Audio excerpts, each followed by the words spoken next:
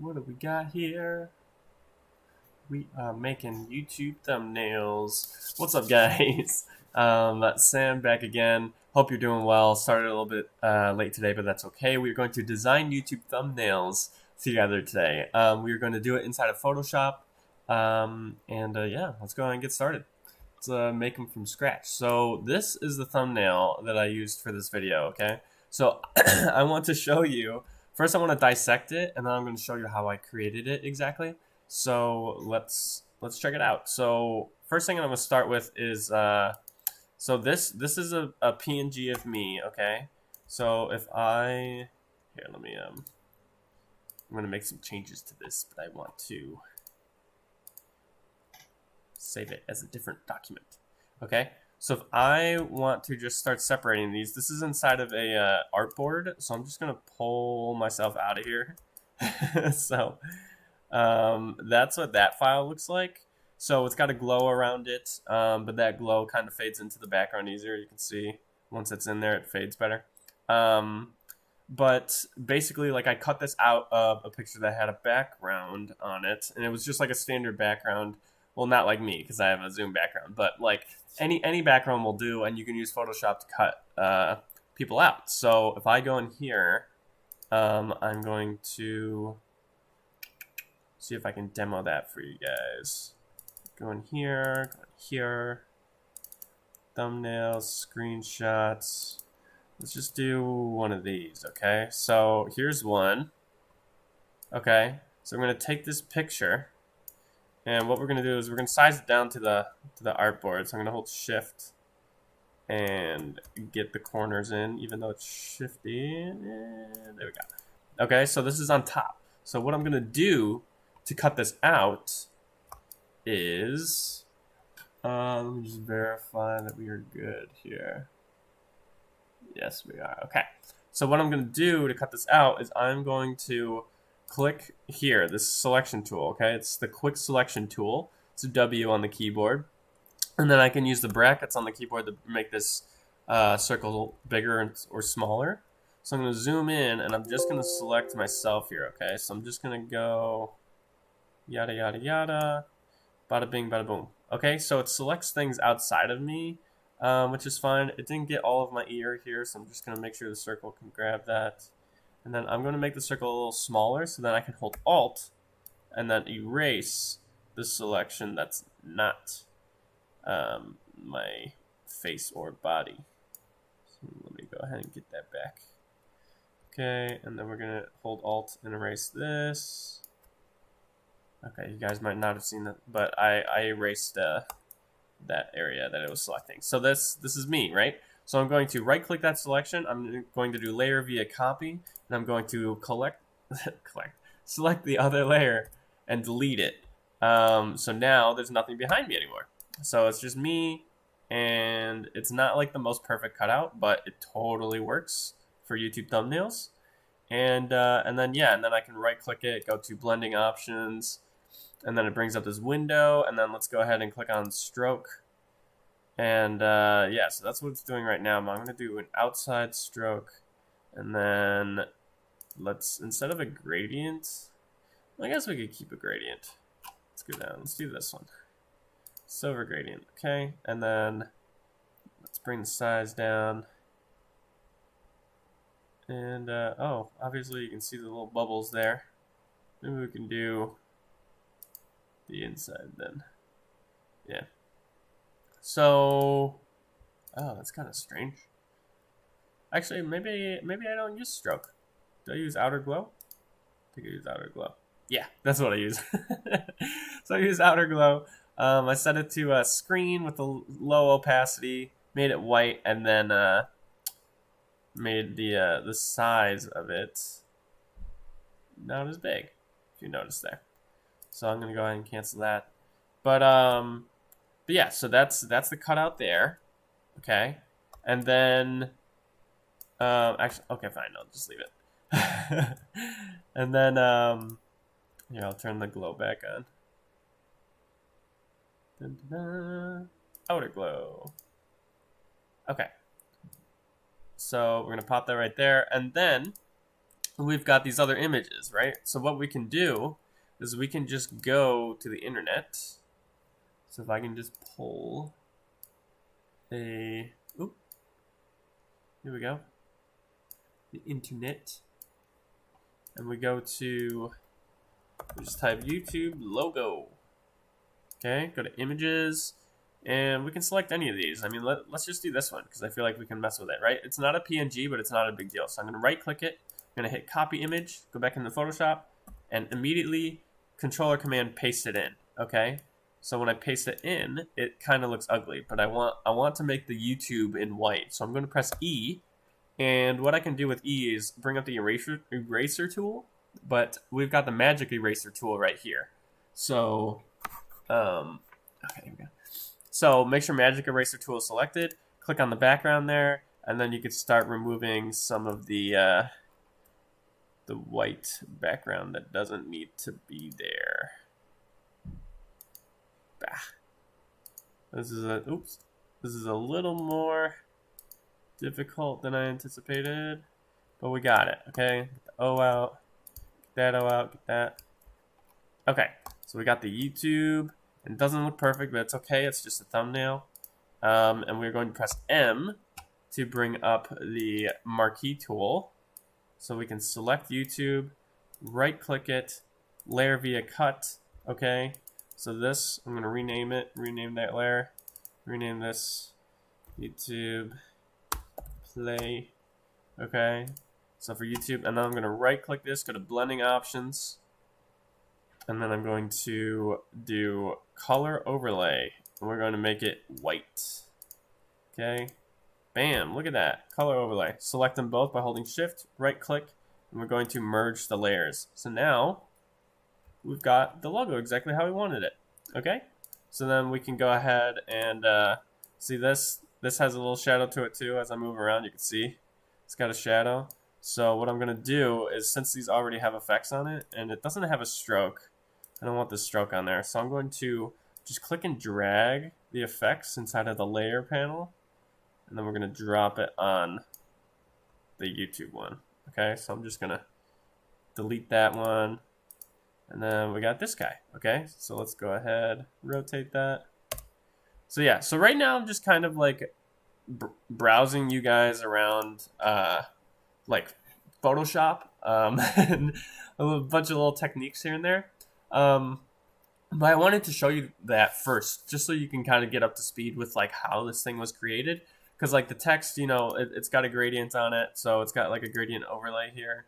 Otherwise, yeah, it's just white. Things are casting shadows on it. But yeah, so let's talk conceptually about this. So conceptually with YouTube, a lot of people respond well to text or faces and like emotions that are being portrayed. So I always have a face involved in all of my thumbnails. It makes a big difference. It's helped with my YouTube growth. If I ever had a thumbnail that didn't have a face on it, it didn't perform nearly as well. It's just people want to watch people, right? And so you want to make sure your video, if there's people involved, like you want to make sure that your video shows the people involved and the emotions that are portrayed throughout that video. So if I'm excited teaching you guys this stuff, I want to make sure you see that I'm excited. So like basically all of my thumbnails, let's just look. We can look together. All of my thumbnails are so consistently, like they're just consistently me being like excited. Okay, so you see two of me here already. So let's go to the studio, and then we are going to go to playlists, and you'll see I have 56 live trainings. Okay, come on, click in there. So I think you guys can see this well. Hope so. So you'll see on the right hand side, it's just all me.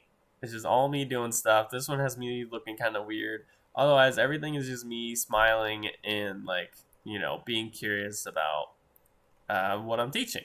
And so that's part of my persona. That's my brand. Like this is what I love to do, and so that's why I'm doing it for you guys. So I want to make sure people understand that that's, you know, what they can expect in the video. They'll get me, and they'll also get my attitude around what I'm teaching.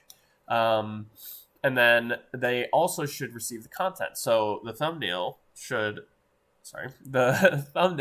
involve familiar logos and or text. So I have a bunch of familiar logos, right? So here, this is a YouTube logo. These are all the Adobe software logos. There's OBS. And then sometimes I don't have it. I just have text. And then I've been making the logo a little smaller recently. Let's see. Yeah, so it's a lot smaller now, but it's just a design tweak. But yeah, I make sure that if I use a logo, I only want to use like a couple words after that logo. I don't want to have a logo and then, like, you know, a whole phrase of what's going on, because it's too distracting. It's too hard to read. Like when people are searching on YouTube and they're like, you know, looking at recommended videos, they want to read things easily, and the things that are easier to read are the ones that are straight and to the point. So instead of saying like introduction to designing websites for this one, it's just intro to web design. So it's just 4 words thrown onto the thumbnail, and that's also the title of the video. So it's so easy to know what the heck this video is going to be about. So yeah. And yeah, so as far as a background goes, I think let's start talking about emphasis now, okay? So when people find a thumbnail, they want to know who's involved, what's it about, and potentially where is it, okay? For me, like, it's like always like on a computer screen.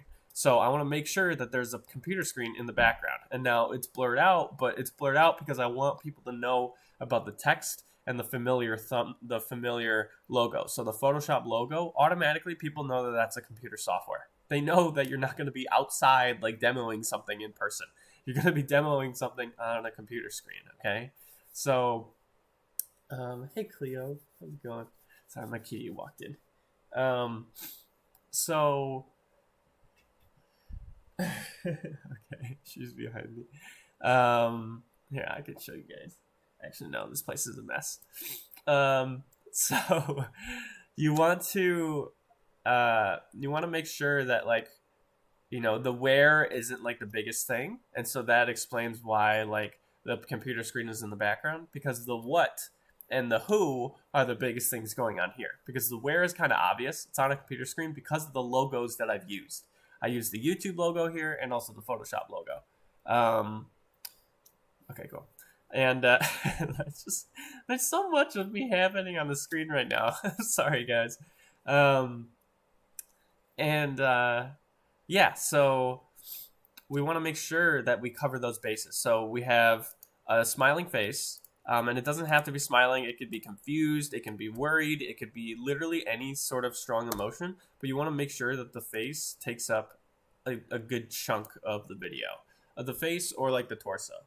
You could do a full body shot, but the full body shot needs to have purpose, right? You should only do it, like, let's say you're a woman and you're making videos and you want people to click on the videos because you're talking about like your body figure or you like showing it off or something. Then you can put your whole body in the thumbnail because people will click on, you know, most men will click on a video like that if it has like a beautiful woman and her body, or just her face. Like, it doesn't matter. But like anything, you got to like use your assets, right? So it's like, for me, I get a lot of feedback with, like, you know, if I present myself with a lot of energy and I'm smiling all the time, people resonate with that. So that's why I use my face in all of my thumbnails, okay?